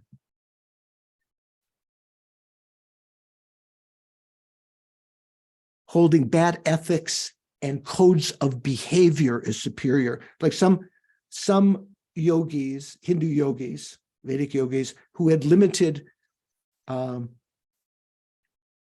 clairvoyance, saw that in a previous life, before being born as a human, they were born as a dog. And so they thought, oh, that's the cause of becoming human. So they would act like dogs in order to ensure human rebirth again.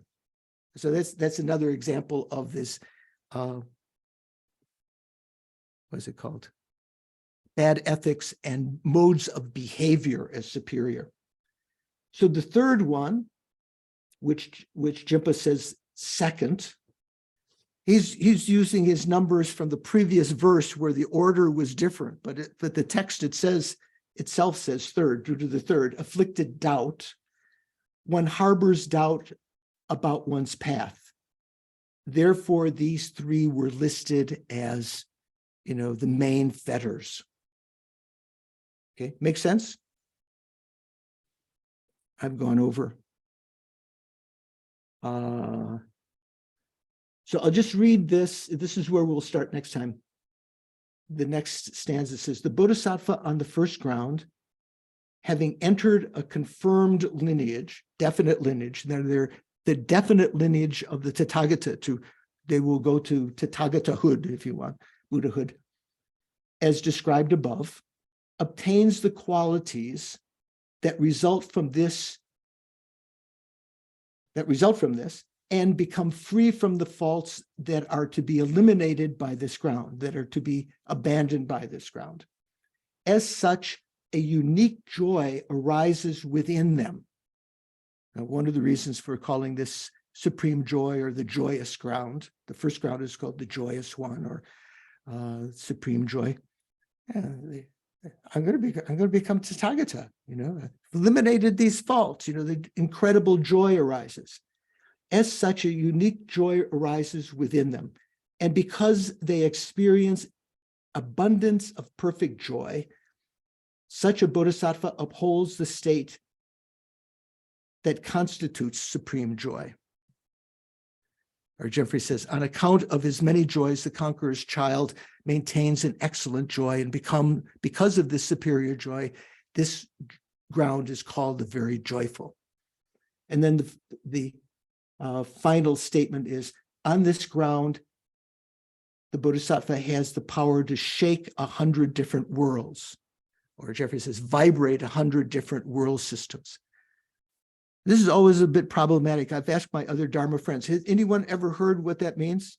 I think we talked about it before when we talk about when in the Bodhisattva vows ceremony, sometimes they say if someone generates bodhicitta, it shakes the world, sometimes earthquake.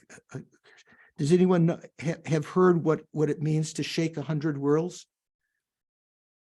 So usually when I talk with my Dharma friends, no one has heard teachings, but Dzongzar Khyentse Rinpoche, contemporary Lama, some of you may have heard. Who studied the Dzongzar Khyentse? Anyone? He's a kind of iconoclastic, very, very good Lama. In his commentary on the Madhyamaka, he says, it's a little bit like the ability to make an impact in the world. Like when Gorbachev, the example he gave, when Gorbachev, what was it called? Perestroika? Am I using the right term? Perestroika. Perestroika. Okay. Renounced communism. It sort of like shook the whole world, sort of like making impact. There can be good shaking of the world, and there could be bad. Maybe like, I don't know, former president, claiming the election was stolen or something, shakes everything up. That doesn't necessarily mean he's a bodhisattva, but the bodhisattva has the ability to make an impact. This is Dzongzar Khyentse Rinpoche's interpretation of that, shaking 100 worlds, like wherever they appear in these 100 worlds in the first ground, because they have 100 emanations that can be in different world systems, they make an impact, Okay, so I'm going to stop there. Before we do some dedication prayers, anyone have any questions? Doris. Thank you, Venerable. I was just wondering, in the reply to that qualm, why only those three? Mm-hmm. There's two interpretations. What's the other interpretation? Yeah, what's the other one? I don't know off the top of my head. I'll look. I'll check for you. Thank you. Maybe someone else knows. Paul's already disappeared. Anyone else know what the other interpretation is? Another. Jennifer, you have a thought, question? Yeah, I have a question. It's a little bit puzzling. When I was reading a teaching from Lama Zopa Rinpoche about mandala offerings, he said that His Holiness the Dalai Lama was the copper Chakravartin king. And I was wondering, I was like scratching my head. I was like, is that in relation to his role as, temporal ruler of Tibet for a while? Or could you explain what? Yeah, so I think what Rinpoche's meaning is this. When we talk about the Chakravartin emperors, Chakravartin kings, there are 4 kinds: copper, bronze, silver, gold, right? So copper means one that has dominion over one continent.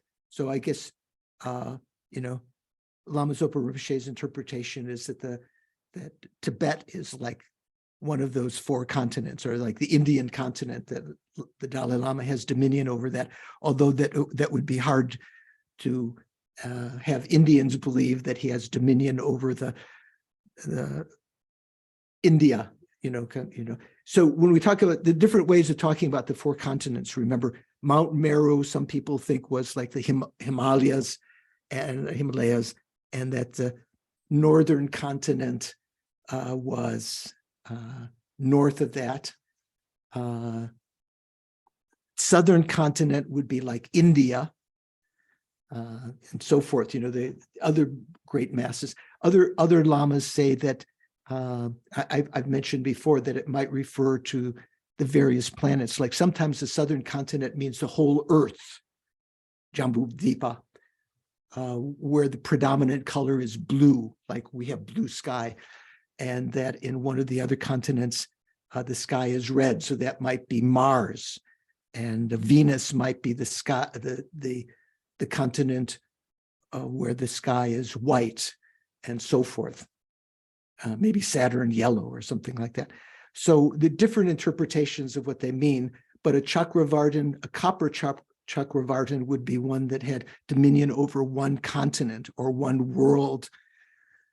So, you know, I'm not sure everyone would agree. It's sort of like from Tibetan Lama's faith and point of view. Dalai Lama is, you know, over with respect to Tibet, whether you call that the northern continent or not, you might say that the Dalai Lama is, you know, has dominion over that. Maybe that's what he means. Does that help, Jennifer? Yes, thank you. And I guess that implies, because His Holiness could also be seen as a bodhisattva or a Buddha, that a Chakravartin emperor could also be a bodhisattva, or? Right. Chakravartin emperors are not necessarily bodhisattvas, but they can be. That's my understanding anyway. Yeah. Thank you. Yeah. Anyone else? So Richard, if you'd like to put up the dedication prayers and long life prayers.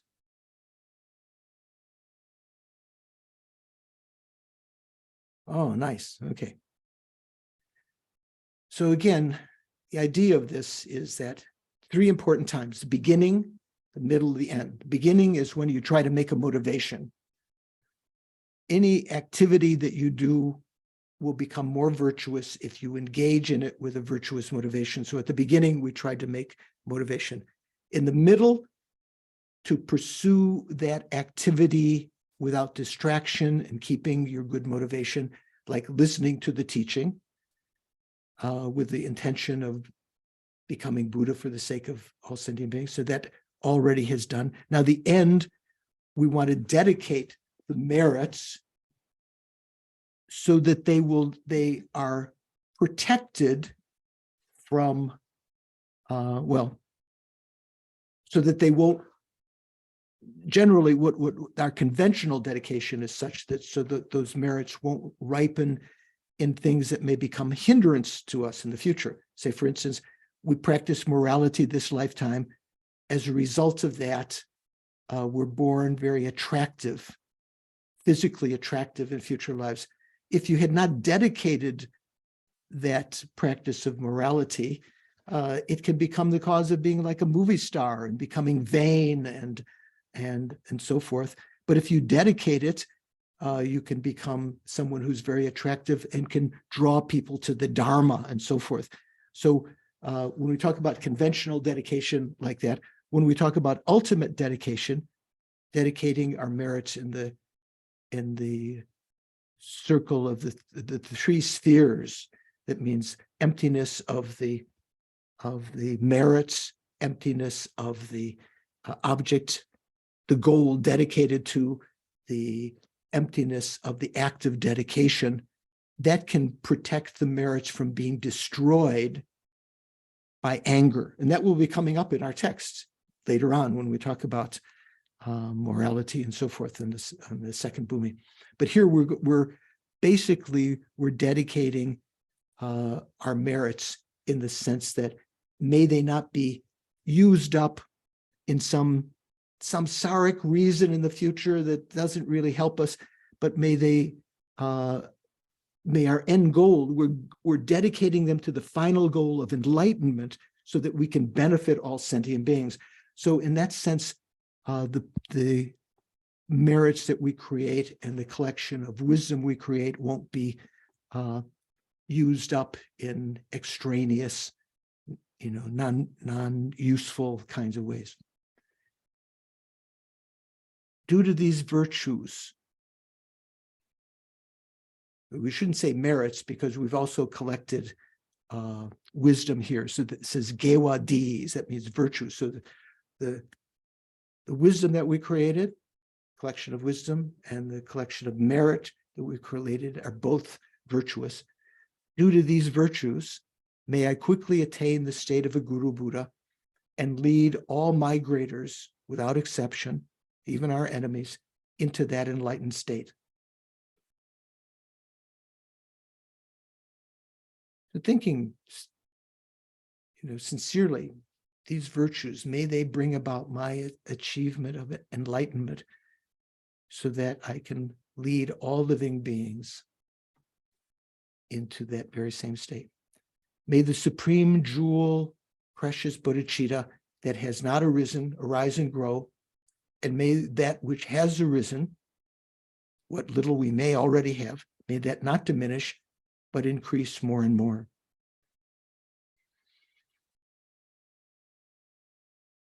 And for Lama Zopa Rinpoche, you who uphold the Muni's moral code, serving as the bountiful bearer of all, sustaining, preserving, and spreading Manjunath's victorious doctrine, masterfully accomplishing magnificent prayers, honoring the three jewels, Savior of myself and others, your disciples, please, please live long. And to all our spiritual guides, you who are eyes for me to view all the infinite scriptures, it's through you that I'm able to understand them.